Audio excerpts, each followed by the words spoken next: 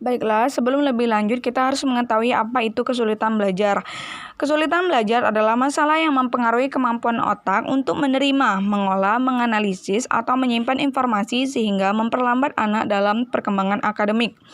Menurut NJCLD, The National Joint Committee on Learning Disabilities mendefinisikan kesulitan belajar sebagai suatu terminologi umum yang dikaitkan pada sekelompok penyimpangan heterogen, ditunjukkan dengan kesulitan nyata dalam penguasaan dan penggunaan dari aktivitas mendengar, berbicara, membaca, menulis, berpikir, atau kemampuan dalam matematikanya.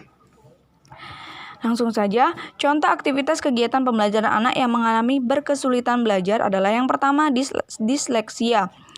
Disleksia adalah salah satu jenis kesulitan belajar pada anak berupa ketidakmampuan dalam membaca. Gangguan ini disebabkan oleh proses otak ketika mengolah informasi yang diterimanya. Berikut ada hal-hal yang dapat dilakukan dalam menstimulasi anak yang mengalami disleksia. Yang pertama, dengan menggunakan metode-metode dalam strategi pembelajaran yang bisa diterapkan di dalam kelas. Yang pertama, metode multisensori. Dalam prakteknya, mereka diminta menuliskan huruf-huruf di udara dan juga di lantai untuk membentuk huruf dengan lilin atau plastisin atau dengan menuliskannya besar-besar di lembaran kertas.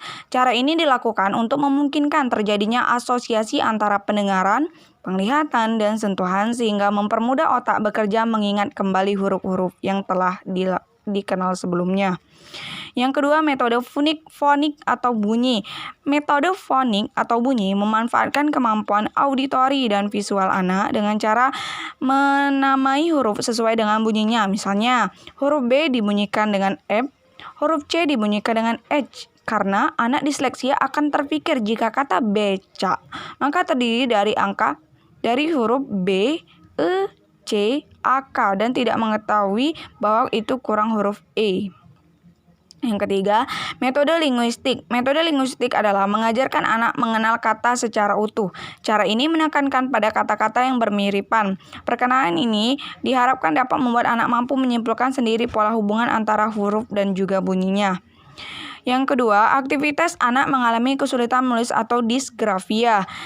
Hal-hal yang bisa dilakukan dalam menstimulasi anak yang mengalami kesulitan menulis atau disgrafia adalah sebagai berikut. Yang pertama, berikan anak pola kertas yang bisa diremas-remas untuk bisa meningkatkan kekuatan dan koordinasi otot tangan anak.